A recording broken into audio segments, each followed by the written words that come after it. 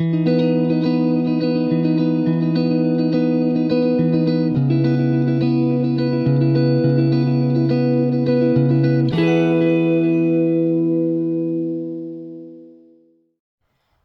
beautiful creatures of the world, and welcome back to Coffee with Kerri-Lynn. It is 60 degrees. It is beautiful here in the far north of Maine, up along the Canadian border, in the crown of Maine. It was a glorious night to sleep last night. It was a one blanket, window wide open, listen to the crickets, and look at the moon out the window. It was absolutely gorgeous last night. We've been getting into the low 40s for the last week at night, and it's been a two blanket, window wide open situation.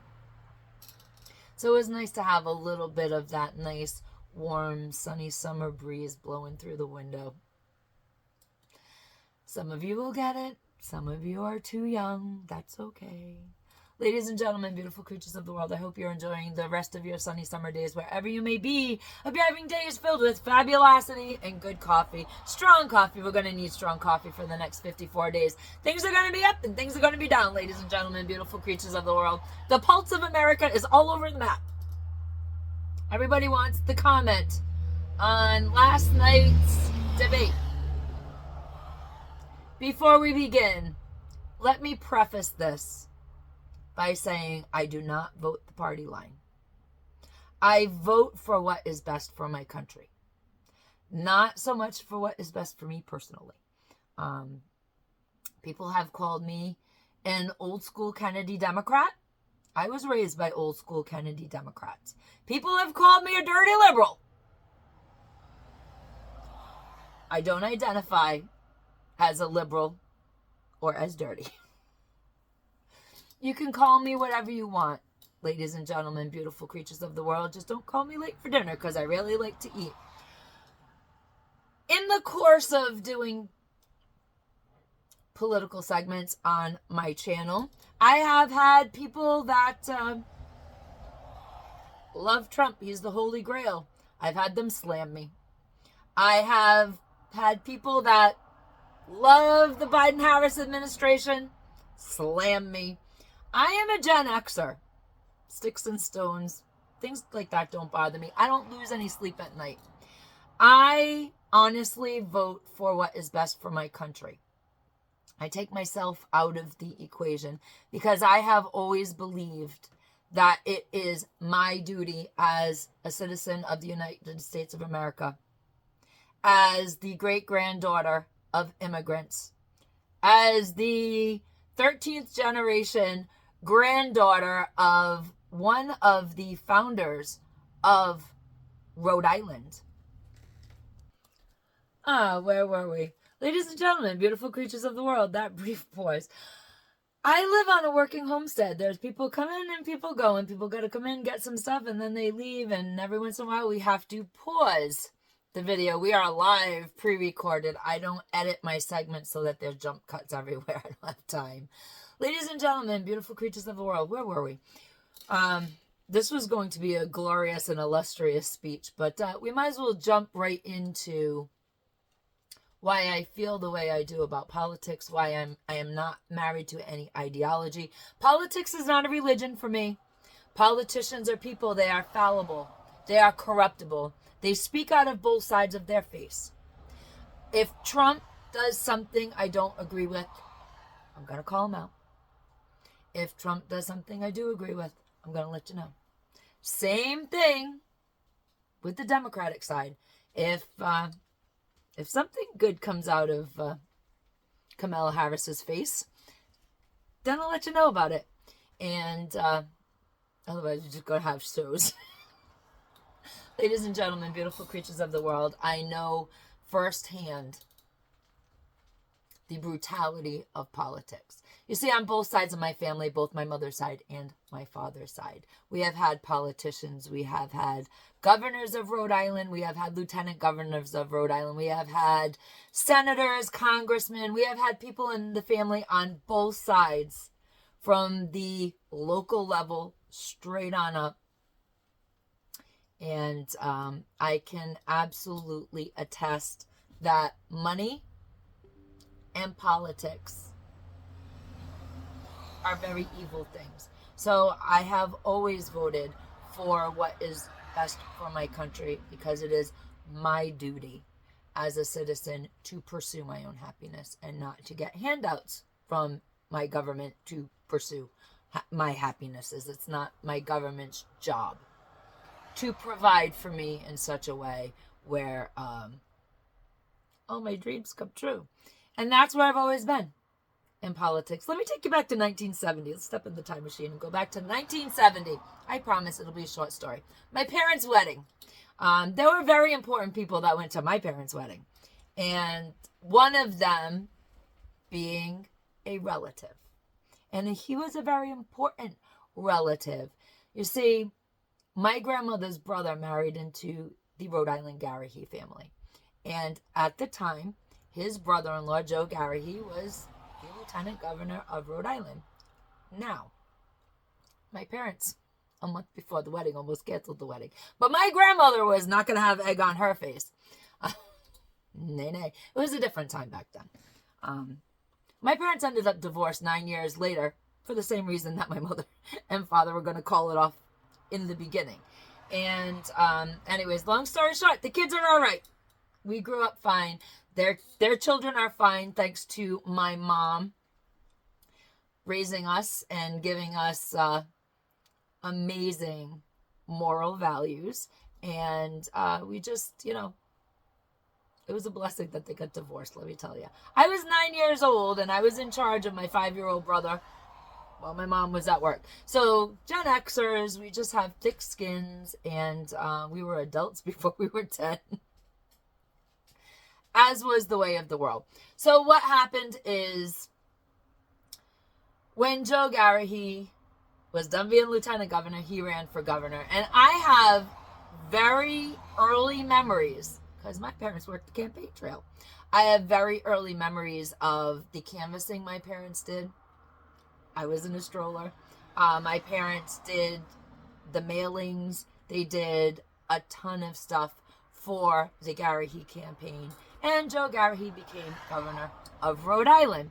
Now, my father, he was the quintessential Nepo baby before it became a thing. Now it's a thing. Just look at Hollywood. You see the Justin Bieber bullshit? Nepo baby. A Nepo baby, for those of you who don't know, is a person who latches themselves onto someone's coattails for clout, for fame, for fortune. They usually trust fund babies. So my dad was the quintessential Nepo baby. And he latched on to his uncle's brother-in-law. And when you are in a political family, you benefit. That's just the way it is. People are like, oh, this senator, oh, this one, that one, the other thing. You benefit. Let's not tell no lies. Let's not try to put a shroud over the truth. Facts are facts. When your uncle's brother-in-law is the governor of Rhode Island, you get benefits. And I was really, really young. However, the benefits that were bestowed upon my father was in search of power. He was not so much in search of fortune, but that he put that in his coffers too. I was a very privileged child growing up. All of my growing up, and I came from a privileged family. I denounced all that privilege, and I live here in the far north of Maine, up along the Canadian border, on my homestead, off grid, and I'm very, very happy to be doing so. And it gave my kids a sense of balance. Let's put it that way. My father wanted more than what he was receiving, and therefore, you see what Justin Bieber does? Yeah. My father decided to create a bunch of chaos in the family, and he did not get the authority he wanted. He got the paycheck he wanted, but he didn't get the authority to go with that paycheck, and therefore rocked the boat, and the family split in two. And it wasn't until I was in my 30s, that does have a happy ending, that I did get my cousins back into my life. My father did a lot of damage to his uncle and his aunt because he wanted what he wanted, and he just didn't want to earn it. He was a grifter. That's what I say. And anyways, long story short, there's a happy ending, and the family is all back together again. And it took me and my cousins to overcome the nonsense that my dad put everybody through. And there you have it. So I can absolutely attest to politics being the root of most evil, and money is the root of all evil. It's just facts. If you are not a humanitarian and you do not utilize what you have well, and you do not give back to your communities, if you are a selfish person and you only think about you and you only think about your benefit, money and politics are evil. Ladies and gentlemen, beautiful creatures of the world, how do I feel about last night's debate? Well, I think it was pretty unfair that the moderators and Kamala, whatever the hell her name is, Kamala Harris, vice president there, I think it was very unfair that 3 people debated Donald Trump last night. I think that was absolutely hideous. I think it was insane. But we all knew that there were going to be games. Ladies and gentlemen, beautiful creatures of the world. Every time Trump said a thing, he was fact-checked. And every time Camilla told a lie, tell me sweet little lies, that was let go. Then after Trump was corrected, fact-checked, the moderator tried to debate him. And I think that was absolutely unprofessional and unwarranted, but we all knew it was going to be an unfair shake. The other thing that I thought was ridiculous was how Kamala Harris got to do stump speeches while Trump was actually pressed for policy specifics. I thought it was absolutely ridiculous that Kamala Harris said Trump had a sales tax on the American people, when the fact is it was tariffs, and the Biden-Harris administration, you're not going to escape it, darling. The Biden-Harris administration kept those tariffs on throughout their entire reign. That was a quick gloss by. The moderators shoved us off of that really quick. I don't think that she should have brought up the Charlottesville situation, which was absolutely debunked by Snopes and by Politico, without the moderators saying that was debunked by Snopes and Politico. That very fine people lie that she told last night. She told a lot of lies and made a lot of false promises. She's promised to fix the border. Bullshit. Bullshit, lady. You had 4 years to fix the border. What I thought was one of the best triumphant moments of the debate was the end.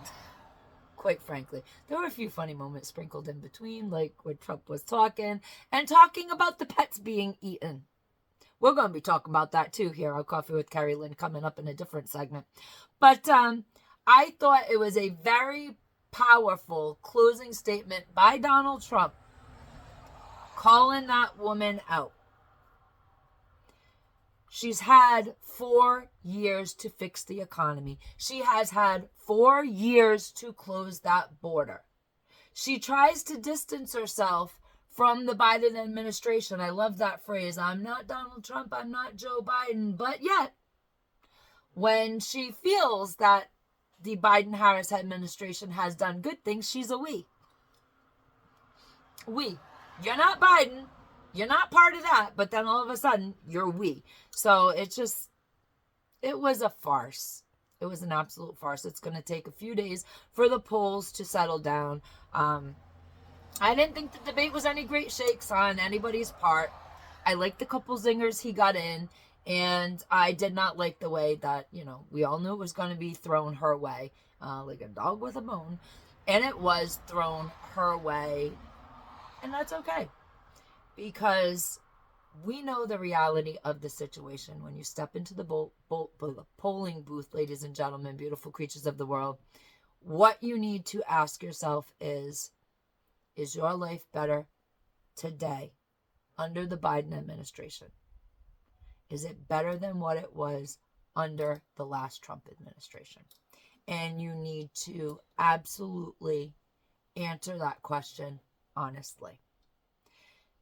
The other thing that you need to answer is about the war. Kamala Harris is not stopping the war. In fact, Dick Cheney and Liz Cheney, Halliburton, and 200, according to Kamala Harris, 200 other Republicans, rhinoceroses, are backing her. The war machine, ladies and gentlemen, beautiful creatures of the world. The Democratic Party is not the party it was under the Kennedys.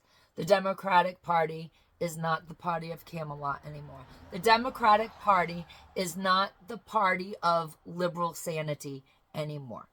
It is the party of authoritarianism, totalitarianism, Marxism, communism. It is the war machine. And you need to ask yourself if you are going to vote your children. My children are older. My children, by the time that they're ready to draft my children, ladies and gentlemen, beautiful creatures of the world, some of them will be too old for a draft. They will have to raise the age requirements. Your children. My grandchildren are too young.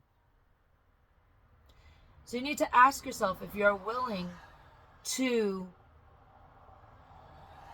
send your children to war. If you are willing to fund the war machine with the last breath of your child. Me personally, I'm not willing to do that. I'm not willing to turn your children into cannon fodder just because my children, unless things are changed with the age limit, my children won't be drafted. Ladies and gentlemen, beautiful creatures of the world, you are either going to vote for freedom or you are going to vote for the isms. Communism, totalitarianism, authoritarianism, and Marxism. And that's what you're getting with Kamala Harrisism. She's got a lot of isms. They're not the kind of isms that you want to build a life around. Ladies and gentlemen, beautiful creatures of the world, be the kindness that you would like to see in the world. Do not be a politician.